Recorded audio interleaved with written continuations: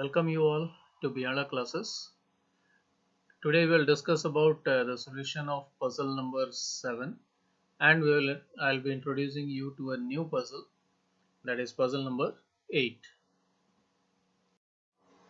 So this was your puzzle 7, that using any of the mathematical operations you had to prove these to make the statements true. आपको कोई भी जो है mathematical जो operations हैं, गणितीय संक्रिय जो है लगा के आपको इन स्टेटमेंट्स को, इन कथनों को जो है सत्य बनाना था. This was a question.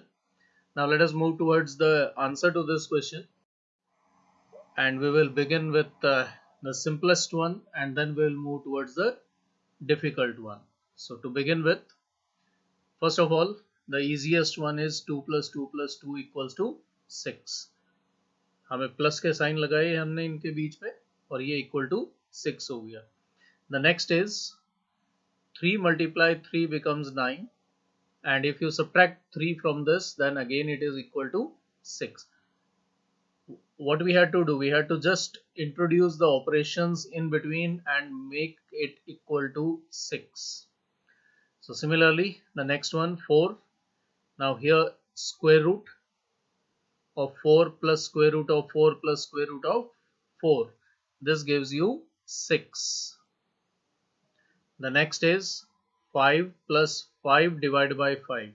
अब अगर हम इसको सॉल्व करते हैं तो ये भी किसके इक्वल हो जाता है, 6 के. Similarly 6 into 6 divided by 6. 6 और 6 मल्टीप्लाई करेंगे, गुणा करेंगे तो 36 आता है, और जब उसको हम 6 से डिवाइड करेंगे then it is again equal to 6. The next 7 minus 7 divided by 7. So 7 divided by 7, it is 1, and 7 minus 1 equals to 6. Now next, cube root of 8 plus cube root of 8 plus cube root of 8. 8 का जो घनमूल है, it is equal to 2. So 2 plus 2 plus 2, this becomes 6. The next with 9, 9 minus 9 divided by square root of 9. Now square root of 9, 9 का वर्गमूल क्या होता है, 3, और 3 से जब हम 9 को डिवाइड करेंगे तो ये भी 3 बनेगा, और 9 में से जब हम 3 माइनस करेंगे then that is also equal to 6. So these were some easiest one. Now toward the last part, that is the difficult one. Will start with 10. So square root of 10 minus 10 divided by 10 and factorial of it. Now this sign you might be knowing about it, that it is factorial. It stands for factorial. Those who are already in classes above 10, they know about this operation.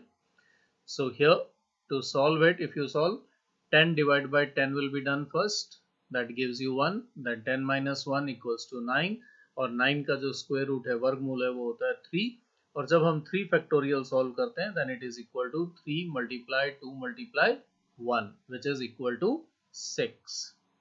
Now the next 1.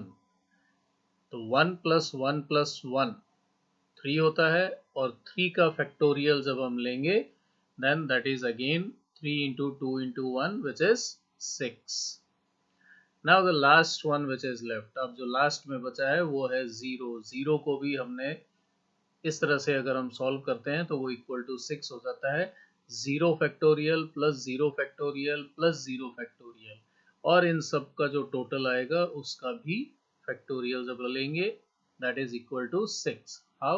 You very well know that factorial of 0, it is 1, so it becomes 1 plus 1 plus 1, that is 3, और 3 का जब हम factorial लेते हैं then it is 3 into 2 into 1, which is also equal to 6. So this was your puzzle 7, the solution of it. Now let us move towards today's puzzle, that is the next puzzle number 8. So here it is, जो अगली पहेली है हमारी. As you can see here, there are 7 temples and 7 rivers. 7 मंदिर हैं और हर मंदिर के बगल में एक एक नदी है. Now here the puzzle it is like this, that a person has some flowers and he goes to the first temple. एक आदमी है, वो अपने साथ कुछ फूल लेके आया है और मंदिर में जाता है और अपने इष्ट देवता को कुछ फूल उनमें से अर्पण कर देता है, चढ़ा देता है. आफ्टर ऑफरिंग द फ्लावर्स, जितने उसके पास बचे हैं उनको लेके वो नेक्स्ट मंदिर, जो अगला मंदिर है, उस तरफ जाता है. लेकिन बीच में क्या है? रिवर, नदी है. तो जब वो इस नदी को पार करता है तो जितने भी उसके पास फूल बचे हुए हैं वो हो जाते हैं double.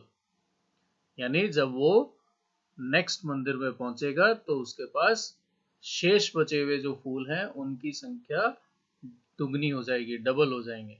After offering the flowers to the temple, whatever the number of flowers is left, the number becomes twice when he crosses the river. अब वो जो है सेकंड मंदिर, जो दूसरा टेम्पल है, उसमें जाता है और उतने ही नंबर ऑफ फ्लावर्स जितने उसने फर्स्ट मंदिर, पहले मंदिर में जितने फूल चढ़ाए थे, उतने ही जो है दूसरे मंदिर में भी फूल चढ़ा देता है. और फिर उसके बाद जो बचते हैं, जब वो सेकंड रिवर, दूसरी नदी को पार करता है, तो फिर वो संख्या क्या हो जाती है? डबल. फिर तीसरे मंदिर, थर्ड टेम्पल पे जाता है, वहां फिर वापस उतने ही नंबर ऑफ फ्लावर्स जो है यहाँ भी ऑफर करता है, चढ़ाए जाते हैं. और इसी तरह से ये करते हुए आखिरी मंदिर तक पहुंचता है. और जब वो आखिरी मंदिर के बाद रिवर क्रॉस करता है तो उसके पास कुछ भी शेष नहीं रहता है, कोई भी फूल जो है बचता नहीं है उसके पास. जितने संख्या में उसने हर मंदिर में फूल चढ़ाए हैं उतने ही फूल लास्ट जो आखिरी मंदिर है उसमें भी उसने चढ़ाए. So this is the background of it. Now the question is that can you tell how many flowers he had and how many he offered in the temple? अब आपको ये बताना है कि इस आदमी के पास कितने फूल जो है ये लेके आए थे और कितने फूल मंदिर में चढ़ाए गए. बस ये ध्यान रखना कि हर मंदिर में जो फूलों की संख्या है, चढ़ाए गए फूलों की संख्या है, वो सेम है. और जितने भी फूल चढ़ाने के बाद उस आदमी के पास बचते हैं उतने ही फूलों की संख्या डबल हो जाती है जब वो रिवर को क्रॉस करता है. So this is the question. Now just think over it. You can stop the video and check yourself, try to solve the question, try to find the number of flowers he brought and the number of flowers he offered. आप video stop करके जो है इसको हल करने की कोशिश करो and I'll give you the solution in the same video itself. So here we go. This is the solution. He started with 127 flowers and offered 64 flowers in each temple. वो जो है 127 फूलों से उसने शुरुआत की थी, 127 फूल लेके आया था और हर मंदिर में उसने 64 यानी 64 फूल जो है उसने चढ़ाए. अब इसका सॉल्यूशन जो है आप इक्वेशन बना के सॉल्व कर सकते हो, that will be the best one.